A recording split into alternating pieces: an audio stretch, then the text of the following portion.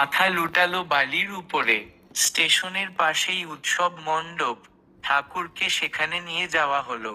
সমাগত নরনারীর থাকার ব্যবস্থা করা হলো শহরের বিভিন্ন বাড়িতে, হোটেলে, ধর্মশালায়, গুদামে ও গদিঘরে।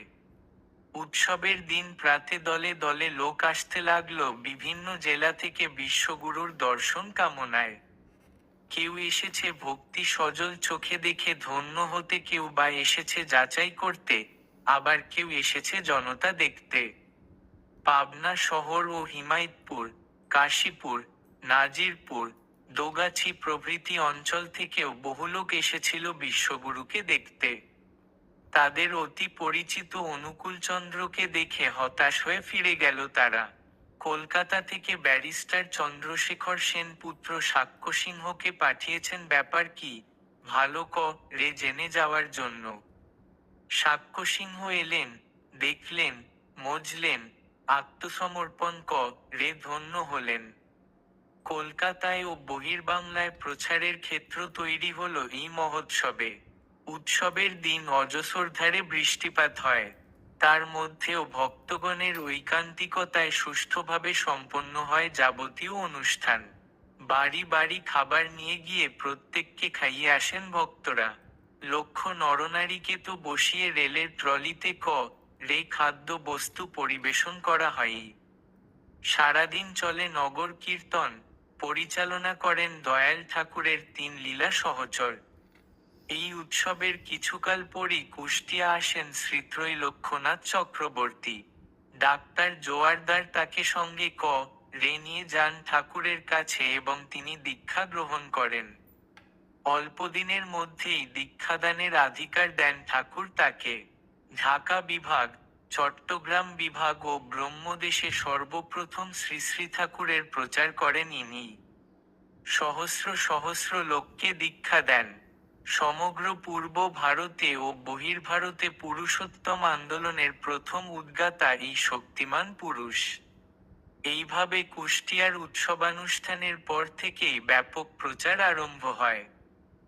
13. শ্রী শ্রী ঠাকুরকে অপহরণের প্রচেষ্টা। বিশ্বগুরু আবির্ভাব উৎসবের কয়েকদিন পর ঠাকুর আছেন কুষ্টিয়ায় প্রফুল্ল রায়ের বাড়িতে। অল্প কিছুদিন পূর্বেই পূর্ব বাংলার অপর এক 8 যুগ্ম সম্প্রদায়ের প্রতিষ্ঠার তিরোধান ঘটেছে।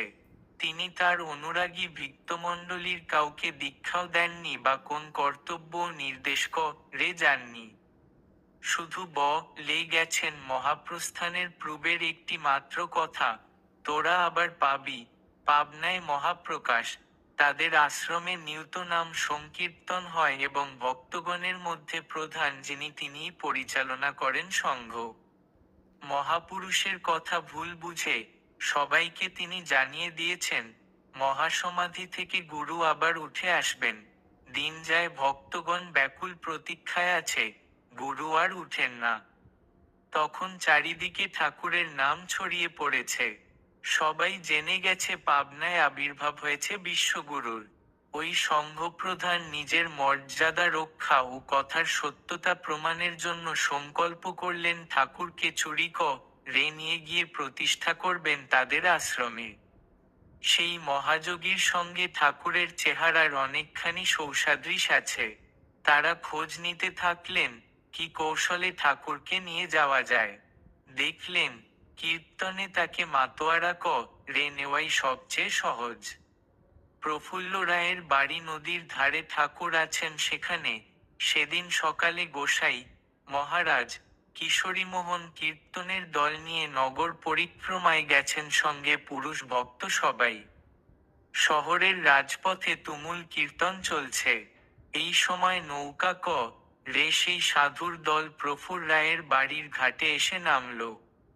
তারপর খোল করতাল কাসর ঘণ্টা নিয়ে কীর্তন করতে করতে ওই বাড়িতে গিয়ে উপস্থিত হলো। কীর্তন শুনে বেরিয়ে এলেন ঠাকুর, যোগ দিলেন কীর্তনে, হেলে দুলে নাচতে নাচতে ভাবস্থ হয়ে পড়লেন। কীর্তনের দল কীর্তন করতে করতেই ধীরে ধীরে গিয়ে নৌকায় উঠল, ঠাকুরও উঠলেন তাদের সঙ্গে। কীর্তন চলতে থাকল, নৌকাও চলতে লাগলো ভাটির দিকে। রাধারমণ জোয়ারদার ঠিক এই সময় আসছিল ঠাকুরকে দেখতে। দূর থেকে দেখতে পেল ওই সাধুর দলের সঙ্গে ঠাকুরের নৌকায় ওঠা, সঙ্গে নিজেদের লোক আর কেউ নেই। এমন তো কখনো হয় না, সন্দেহ হলো রাধারমণের। ছুটে গিয়ে খবর দিল নিজেদের দলে। ভক্তরা এই কথা শুনেই তীরের মতো ছুটল ভাটির পথে। অনেকখানি পথ গিয়ে দেখতে পেল দূরে নৌকা, চিনিয়ে দিল রাধারমণ সেই বিশেষ নৌকাখানিকে। ঝাঁপিয়ে পড়ল সবাই জলে, কুলে টেনে আনলো। নৌকা নামিয়ে নিয়ে এল ঠাকুরকে নিজেদের মধ্যে। ঠাকুর তখন পর্যন্ত ভাবস্থ অবস্থায় আছেন। লজ্জা সন্ত্রস্ত সাধুর দল পালিয়ে গেল কুষ্টিয়া থেকে। 14 ব্যাপক প্রচার ও তপবনের পরিকল্পনা। রাতুলপাড়ার শ্রীকান্ত সরকারের মা দীক্ষা নেবে। প্রাণের একান্ত আকাঙ্ক্ষা গোপাল ঠাকুরের কাছে দীক্ষা নেয়। সানুনয় শনির বন্ধ